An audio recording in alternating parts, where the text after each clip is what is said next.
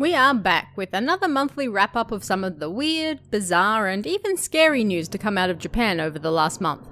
So, what happened over the last month or so? Let's take a look. Number 1. On June 6th, an interesting piece of news from Tokyo came out. Why was it interesting? Well, it seemed that somebody was going around stealing people's gates. Yes, there was a spate of gate thefts around town and nobody was quite sure who was doing it or why. A 60-year-old man reportedly opened his front door and noticed that something seemed different. It wasn't long until he realized his front gate was missing. It was the type of gate you can lift out of its hinges, so stealing it wouldn't have been particularly hard. But why anyone would want to steal it baffled the man. But oddly, he wasn't the only one to wake up one day and find his gate gone. There were reportedly 17 other cases in Ozegoya ward alone of people calling police to inform them that someone had pinched their gate. In the end, a suspect was found and arrested, and the man, a construction worker, revealed he stole the gates because he thought he could make some easy money. The price of aluminium in particular has doubled recently, and scrap dealers are happy to pay out for whatever they can get. Sounds suspiciously like the stolen toilet handle from last month, doesn't it? Number 2. Want to spruce up your living space? Well then, the Kikidara Coffin Factory can help you do just that. The company, based in Ota Ward, Tokyo, sells coffins, but they're not for the dead. After suffering some setbacks thanks to the pandemic over the last few years, they decided to launch a new business and moved into coffins you can sleep in. Now you can finally live out your Tokyo vampire dreams or something. These are actual quality wooden coffins you can customize with fabric, cushioning, and other decorations. But they're certainly not for the faint of heart or wallet. The most basic ones come in at roughly $4,000, and you'll be adding a whole lot more for each customizable part. But, I mean, who wouldn't want to sleep in a pink coffin? Come on now. The company also points out these coffins can be used not just as beds, but as dining tables, storage, or even a sofa. Sounds pretty neat to me. Number 3. A piece of news so strange that it even hit the Western media last month was, of course, the 72-year-old man who was arrested for nailing a straw doll to a sacred tree in Matsudo City, Chiba Prefecture.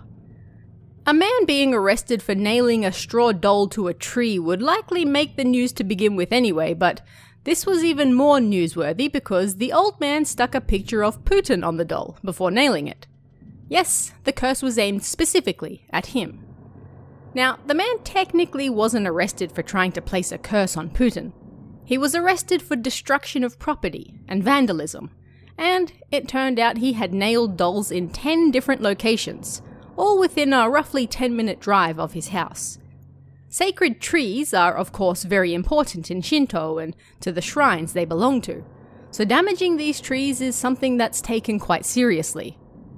Inside one of the dolls they found Putin's name, date of birth, and the words, "praying for obliteration," leaving no doubt as to how the man truly felt. Number 4. On June 10th, a tweet went viral for, well, basically being Death Stranding in real life. Ozegoya is a small hut located in Oze National Park in Gunma Prefecture, and it's, well, a little out of the way. It sits at 1,400 meters above sea level, straddling 4 different prefectures, and so getting goods all the way up there isn't the easiest task. This is where the bokka come in. They're porters who carry goods all the way up the mountain so the hut can remain in operation. Naturally, it's quite some distance, and if you know the struggle of doing more than one trip to carry your groceries in from the car, then times that by a few thousand, and you'll understand why these bokka don't exactly want to take multiple 1.5 kilometer trips one way. So they load up, and the smiling man in this particular picture was carrying a cool 80 kilograms on his back. All in a day's work. Number 5. If last month's news about the teenagers mistaking a flip phone for a knife made you feel old, then prepare your walking cane again. As you may be aware, a Kisaragi Station movie was released in Japan last month, and it has been doing quite well so far. Especially so, it seems, with teenagers. Teenage girls rushing in droves to see Ring when it came out was considered one of the largest factors of its success, so this only bodes well for the film.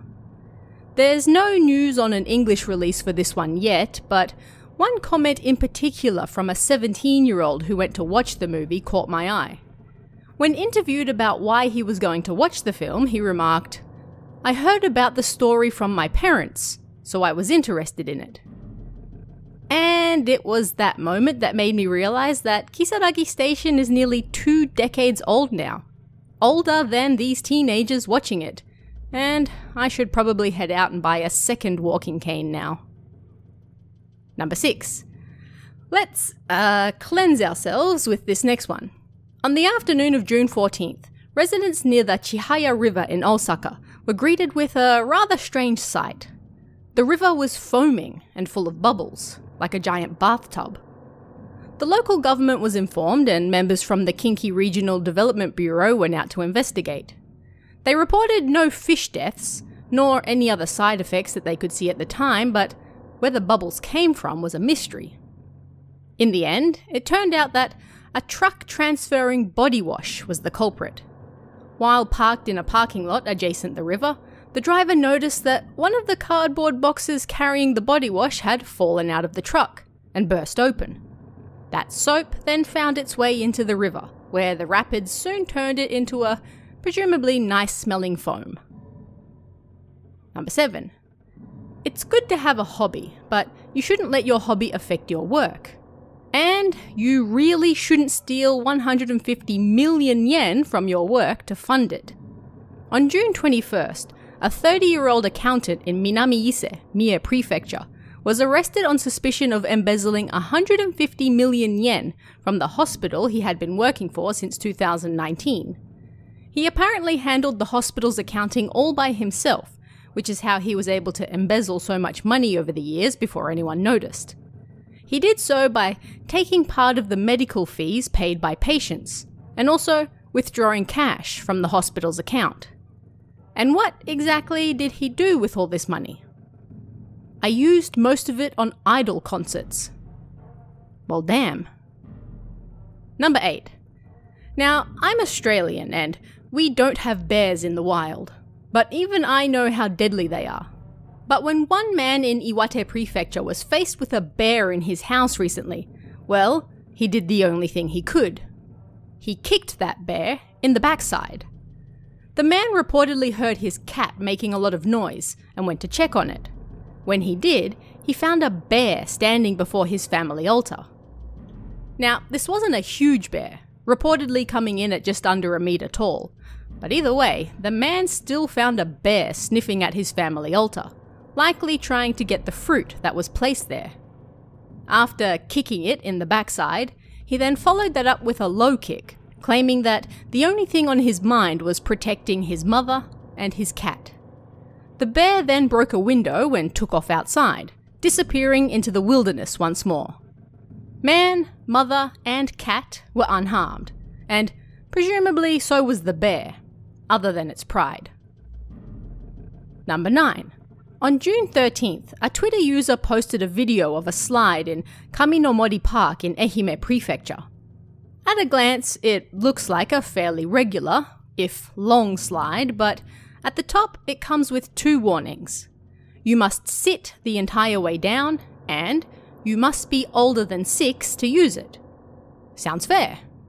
But, well, check the description for the video to this one because it's certainly a ride you won't soon forget, and you're not coming out the same person at the bottom as you were at the top. I don't know about children, but I'd be pretty terrified to try this one myself. And number 10. Let's end this month with a little feel-good news. Sort of. On the night of June 4th, into the morning of June 5th, a motorcycle gang reportedly made quite a mess in Saga City, Saga Prefecture. But for several hours that same morning, numerous locals gathered to clean up the mess.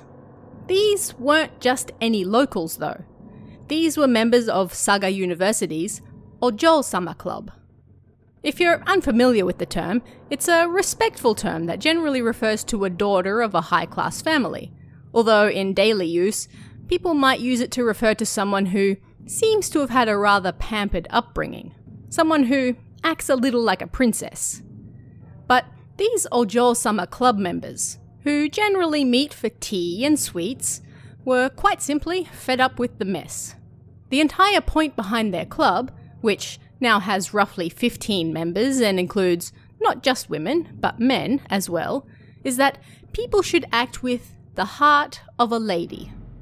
A lady would not simply stand by and let hooligans litter the streets and be a bad influence on the children. And so they set out to clean up the mess themselves, and then dropped off roughly 20 bags of rubbish at the police station. No word on what the police did with the trash after that. And that's just some of the weird, bizarre, terrifying, and also kind of funny news that came out of Japan last month. But what about you guys? Hear of anything odd or terrifying? Weird or funny? Let me know in the comments below, and I'll see you again next time.